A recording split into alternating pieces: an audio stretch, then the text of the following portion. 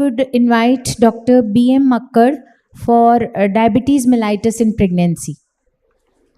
Dr. B.M. Makkar. Okay, so we'll go with the fourth talk. Dr. Rashi Kheda. Okay, so we would like to invite Dr. Hansa Gupta for the talk on peripartum cardiomyopathy, evaluation, management, and what's new. Dr. Hansa Gupta. Don't start my timer. Yeah.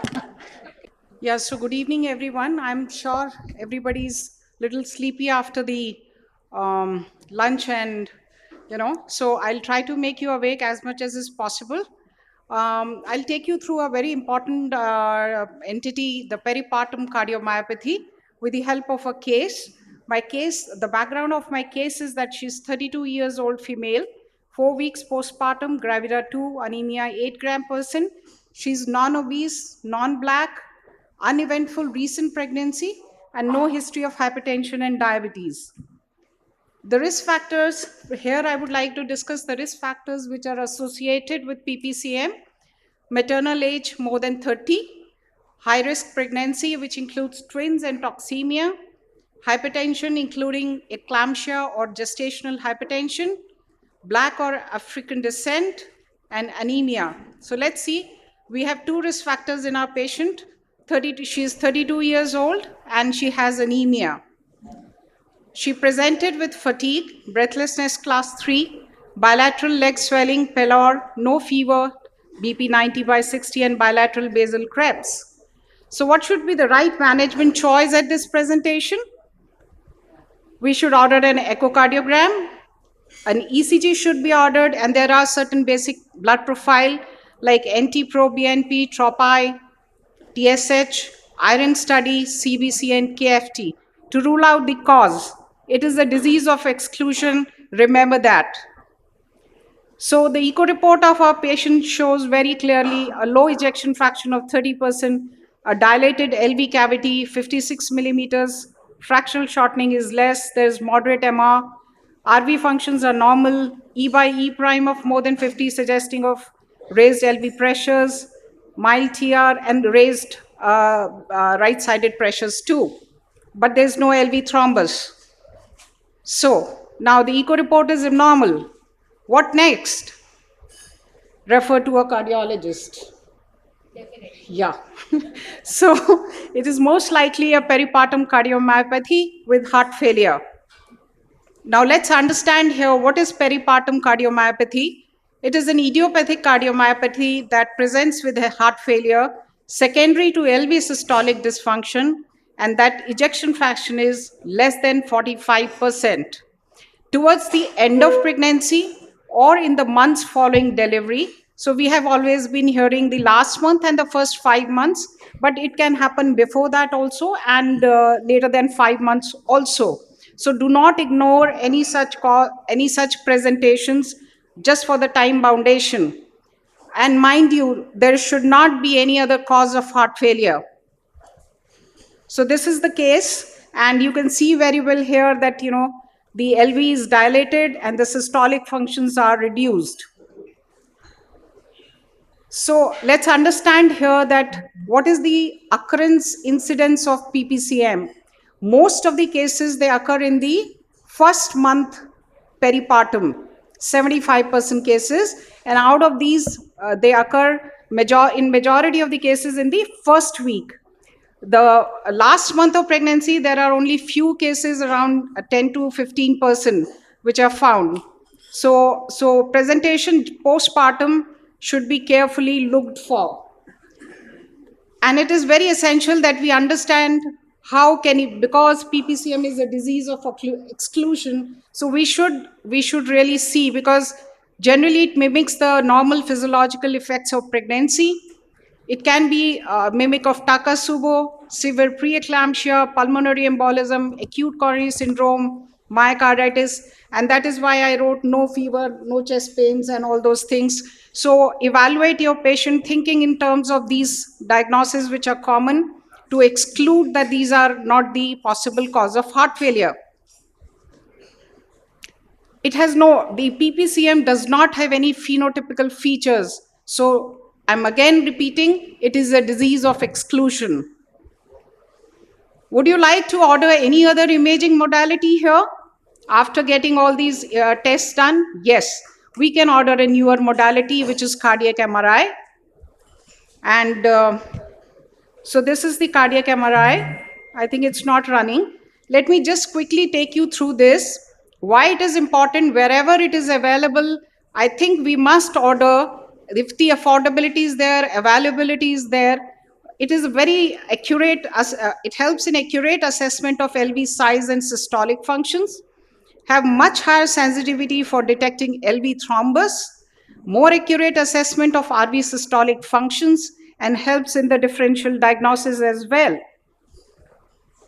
Now, treatment of PPCM is generally standard as the acute heart failure with diuretics, ACE inhibitors, ARNI, beta blockers, fluid and salt restriction, as we do for any other systolic heart failure.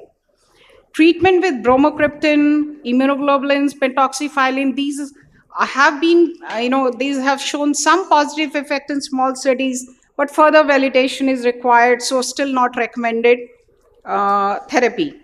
Anticoagulants, yes, they are very important in high-risk patients with severe LV dysfunction and those who have thrombus.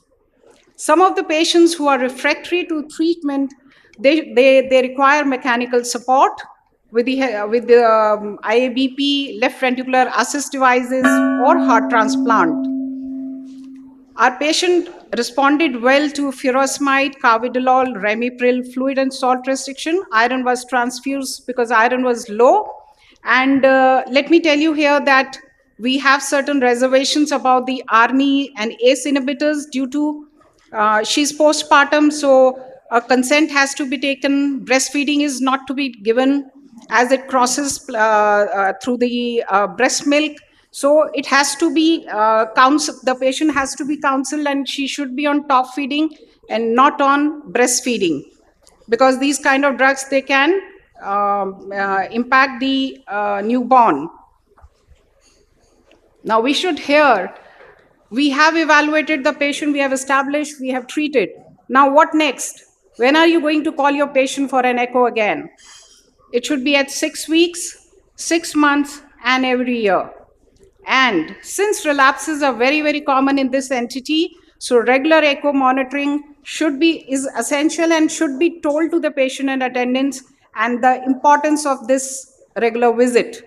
Because until and unless you will tell your patients, they are not going to follow up thinking that they are fine and they don't want it. Now, the follow-up of our patient at 2 months, the ejection fraction has resolved, the dimensions have reduced, and the right-sided pressures have reduced. We now need to understand, like patient is coming to us in follow-up, what patients will have an adverse outcome. So those who have ejection fraction of less than 35%, LVE diastolic dimensions of more than 6 centimeters, persistent LV dysfunction or delayed recovery. This is a very important point all echocardiographers and cardiologists should understand and remember, that persistent LV dysfunction or delayed recovery has high mortality. RV systolic dysfunction is another important finding which should be not ignored. LV thrombus, age more than 30, delayed diagnosis. That is why it is very important that we quickly diagnose the patient, this disease, as the morbidity and mortality is very, very high in this entity. Higher NYHA class 3 or 4 at presentation, higher troponin levels at baseline, QRS of more than 120 milliseconds on ECG carries very high mortality. Now, how to assess this patient? You have assessed, the patient has resolved to 45% ejection fraction. How will you now assess this patient about her risk of relapses? You will conduct a stress echo, and if the contractile reserve is low, then the patient is at high risk and you need to again counsel the patient. The patient visits you with the attendant, and the family wants to know certain questions. So we should be aware about the recovery rates and the relapses, and what all you can advise your patient. 50% cases usually recover between 3 to 6 months. They may recover even as late as 2 years. 25% cases develop complications and 25% die. Future pregnancies should be avoided as relapses are common. Family planning counseling has to be run. And if the attendants and patients are very, very keen, they should be asked to wait for at least 5 years following the normalization of ejection fraction. Treatment, this is an important statement. Treatment will continue lifelong in high-risk cases where LV function has not recovered completely. Just have an idea about the maternal complications: thromboembolism, arrhythmia, recurrent heart failures, cardiogenic death, shock, and death to a tune of 7 to 15%, which is very high. Now, the take-home message here is PPCM is a diagnosis of exclusion. So if you have this in mind, do not miss it. Etiology is still unknown. Early diagnosis is important. Imaging forms the basis for diagnosis of this entity. And thank you so much. I don't want to push up because I have been pushing the whole day, all the speakers. So I don't want to, cross the time. Thank you so much. Very nice talk, Dr. Hansa.